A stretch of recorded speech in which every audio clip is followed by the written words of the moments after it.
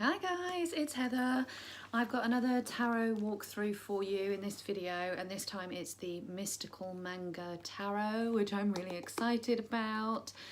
This one is by Rann with text by Barbara Moore, and it's a Llewellyn deck. It's another one that I bought secondhand from the Facebook group. It cost me about £15. This one has been opened and I think it's probably been used because it was out of order when I got it, but it's in really good condition, so I'm quite happy with the price that I paid for it. For those of you that don't know, manga is Japanese graphic novels. It's a particular style of art used in those graphic novels, and it's a style of art that I personally adore. So I'm really excited about this deck, and it has been on my wish list for a while. It's one that I've always intended to buy at some point in the future, but it's never been top of my list because mainly I would be buying it because I'm a bit of a geek about the artwork. When it came up on the site, it sat on there for a while, and I kept going back and forth and looking at it and comparing the price to Amazon and thinking, well, it's a good saving, but do I really want to spend £15 on this deck? And is it a deck that I really need right now and stuff? And in the end, I thought, do you know what? It's been up for a while. You keep going back and forth. Just do it. So I did. And here we are. It is a 78 card deck, obviously, with a 216 page full colour book. I like to read the back of the boxes, so I'm going to. It says, immerse yourself in the mystical energy and adventurous nature of manga. Capturing the beautiful style and spirit of Japanese graphic novels, Mystical Manga Tarot encourages you to step boldly onto the road of adventure and discover what mystical opportunities lie ahead. Rann's exquisite artwork brings each character to life, and they offer you the guidance needed to navigate the pages of your story. This fun, easy-to-use deck is based on the Rider-Waite system and comes with a helpful guidebook by Barbara Moore. Whether you're a tarot enthusiast, manga fan, or both, I'm both, Mystical Manga Tarot will delight your mind and speak to your soul. For some reason, saying manga tarot is really hard, and I keep wanting to say mango, so I'm going to try not to do that, but I can't make any promises. It's your standard Llewellyn box that you get all the time now. Like, I really like these boxes, but since I've started looking at making my own tarot pouches, which is to, you know, takes up a lot less room, I'm not entirely sure what to do with the boxes. So my Everyday Witch one, for example, is sat on my shelf with the book inside it, but it doesn't have the deck in it. The deck is in the pouch on my altar, so I don't really know whether to keep the box or not. But I don't want to get rid of the boxes because I love the boxes. What do you do? What are your suggestions? What do you do? Do you just keep everything in the box, or do you get rid of the boxes? Or anyway, let me know what you think. So the book is, again, one of these great Llewellyn books. I think Llewellyn, I know I've said this before, I think when it comes to their deck, their boxes and their books, they have massively upped their game. I know a lot of people feel like they've compromised a bit with the cardstock. I personally don't mind Llewellyn's cardstock, but I know a lot of people hate it, and it isn't the most enduring cardstock. It's not great for wear and tear, but personally I do think they've really upped their game a lot with their packaging lately. So the guidebook has a bit about the illustrator and also Barbara Moore. So Rann is a French author and illustrator, and Barbara Moore, I mean, if you've been in the tarot community for more than a hot second, you'll know who Barbara Moore is. I think Barbara Moore is amazing, and I'm very, very happy to get anything that she's had anything to do with. I think quite a lot of my decks now she's had some involvement in, particularly Llewellyn ones. Llewellyn. I'm very much a fan of Barbara Moore. So the book has, it's in colour. It has your standard introduction and then a glossary and frequently asked questions. It's a glossy book, so because it's, you know, it's November, the sun is very low, it's quite late in the day when I'm filming this, it's like 20 to 4, 25 to 4, so the sun is very low. I have a south-facing window, which means the sun is right there. You're not going to be able to see much of the book at all because it's too glossy, but there we go. I'm sure you'll manage. Chapter 2 is how to do a reading with samples, and it's quite a meaty chapter actually. Chapter 3 is spreads, gives you some ideas of spreads, and then we get into the cards themselves. So for the major arcana, every card is 2 pages. You get your full colour thumbnail on one page, and then on the other page you get a description of the card, divinatory meanings, advice, and then for the majors it says, if reversed, ask yourself, and it gives you some questions to consider if the cards come out reversed, which is an interesting take on reversals. Not that I read reversals, but I still thought that was interesting. The minors, you have 1 page, so you have your smaller full colour thumbnail, divinationary meanings, advice, and then just some keywords for reversed there. And then at the back you have a couple of appendix. So you have further study, which is a whole load of recommended reading basically, and then also the Fool's Journey. And I had a quick flick through this, and I really like what they've done with the Fool's Journey here. Bearing in mind that manga is graphic novels, they've basically, they have written a story. So just to read you, just for the Fool, I'm not going to read it all because we'd be here for eternity, but just to read what they've written for the Fool to give you an idea of how they've done it. So the Fool. Once upon a time, a young man put on his favourite clothes, all of them at once, and started on a journey. He took a small bag of essential items, or at least what he thought of as essential. His faithful dog followed along, even though she wasn't convinced this was a great idea. Guided by an inner drive that he couldn't really explain, he started off. And although he didn't know exactly where he was going, he walked with confidence because he trusted that inner voice. The white cuffs reminded him that his actions should reflect his pure intentions. The red feather in his cap was a sign of his passion and commitment to the quest. So I really like that. And they've done, like, they basically follow the story, follow his journey throughout all the cards. So it's just a slightly different way of telling the Fool's Journey, which I think is really, really cool. And then at the end, you've got some space for some notes, a few pages for some notes. The deck itself is your typical Llewellyn cardstock, I'm afraid. So for those of you who aren't keen, it is what you come to expect with Llewellyn. It's a bit flimsy. I like it. Again, I am aware that lots of people don't. The backs are reversible, very simple. I quite like simple backs. I think there is a, you know, there is a time and a place for really fancy backs, but personally I'm a fan of simple. Yeah, I heard that as I said it. I'm a fan of simple backs on tarot cards. It isn't borderless. It isn't a borderless deck. It does have borders, which I thought would bother me, but it really doesn't. I actually really like it. And then it is your typical RWS symbolism. So the cards are very much in line with what you would expect from an RWS deck. I love that Magician. I think a couple of times, I feel like in a few videos lately, I've been like, I don't really like that Magician card. I don't really understand what they've done with that Magician, but I like that one. So I feel a bit more positive about the Magician now.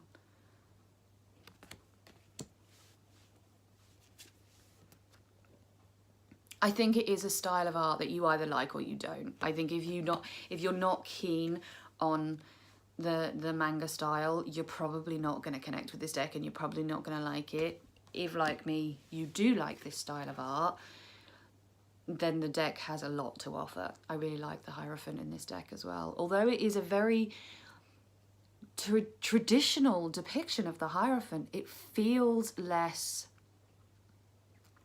oppressive than some other decks. I think sometimes the Hierophant can feel a little oppressive, and I think this deck doesn't have that feel at all to it.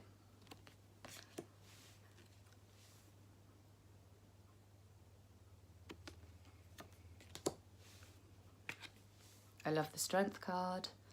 in this one too. As you know, the Strength is one of my make or break cards in a deck, and I'm really pleased with the Strength in this one. I also really like that Hermit card. I'm hoping, is that focused? I like the Wheel of Fortune. I'm going to spend a lot of time saying I like, so I won't do that for every card, because I think basically I just like every card.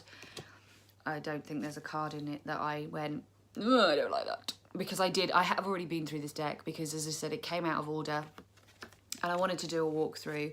And I also wanted to make sure that every card was in there. Just, you know, just because it was already open, I wanted to double check that nothing had got missed, because it happens. Not on purpose, but it can happen. But, you know, every deck was there, and as I say, I'm really, really happy with the quality of the deck.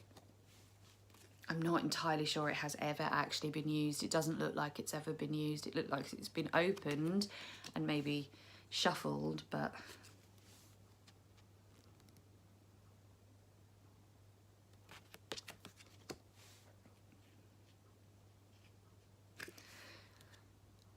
And the only thing about this Tower card, though, is those women don't look like they're falling to me.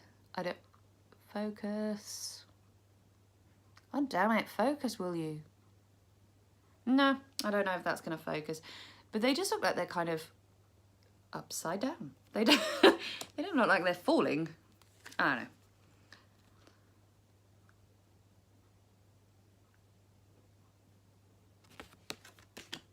I'm hoping the focus in this is okay and you can still see the cards okay.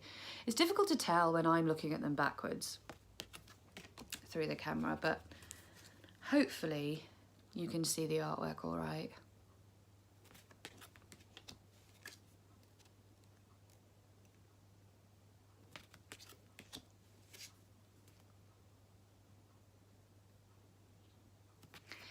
Oh, throwing that one away. Ugh. Hello. So I've started with the swords this time because it is a suit that's so important to me. You know, it's the one suit, again, like the Strength card, that can make or break a deck for me.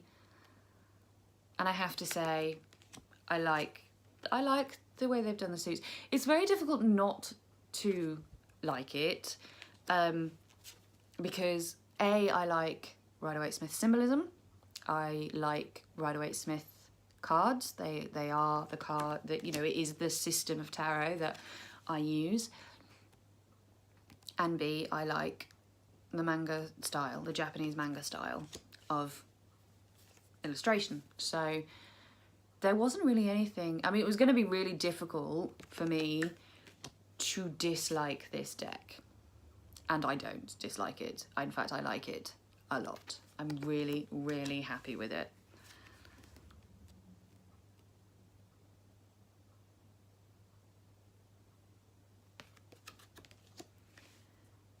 I like the Nine of Swords. I do like the Nine of Swords in this deck.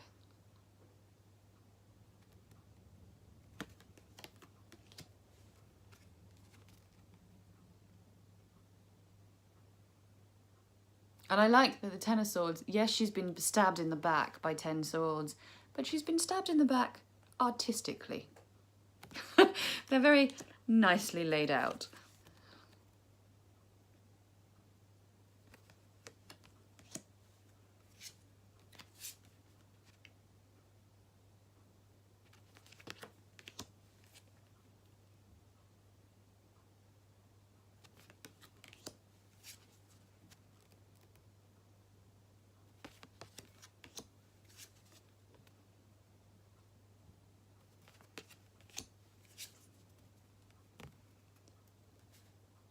Wait, where's my Three of Swords, or Three of Wands?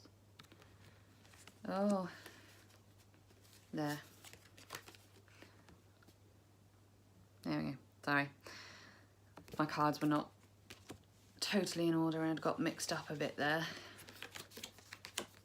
Just, that's my fault, putting them in order. I didn't do a very good job. And I know they're all here because once I put them all in order, I also counted them just to be double sure. Doubly sure. Double sure, doubly sure, whatever.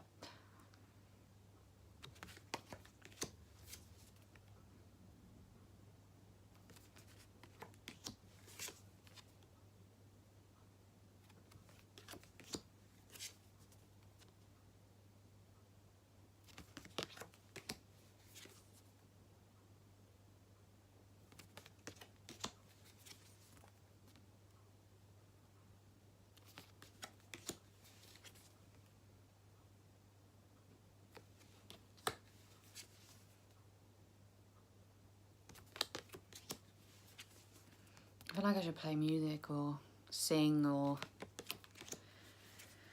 tell you a story or something just to fill the silence.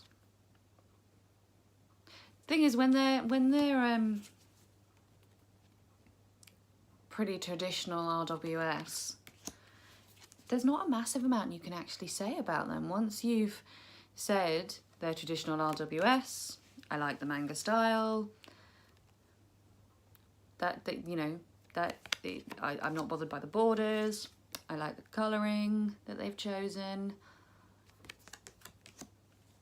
That's it. I don't really have anything else of value to add.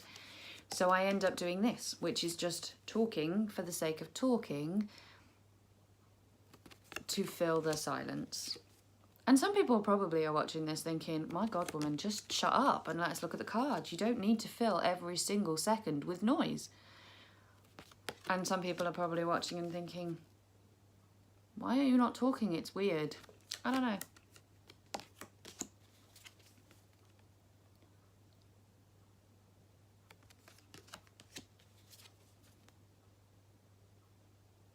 And the problem is then I do this. So when I do feel like I have to fill the silence, I waffle and I talk absolute trash. I just talk rubbish.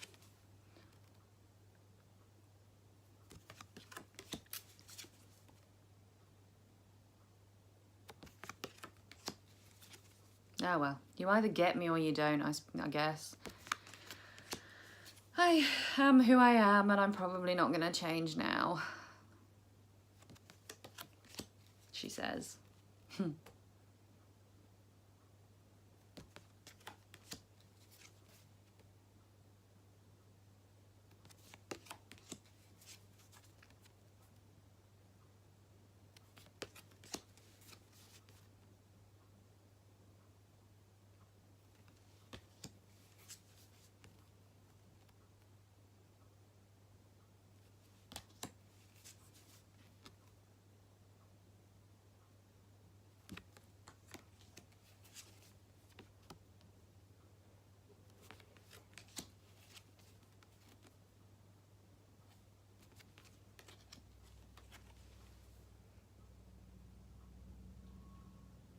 Yep, there we go.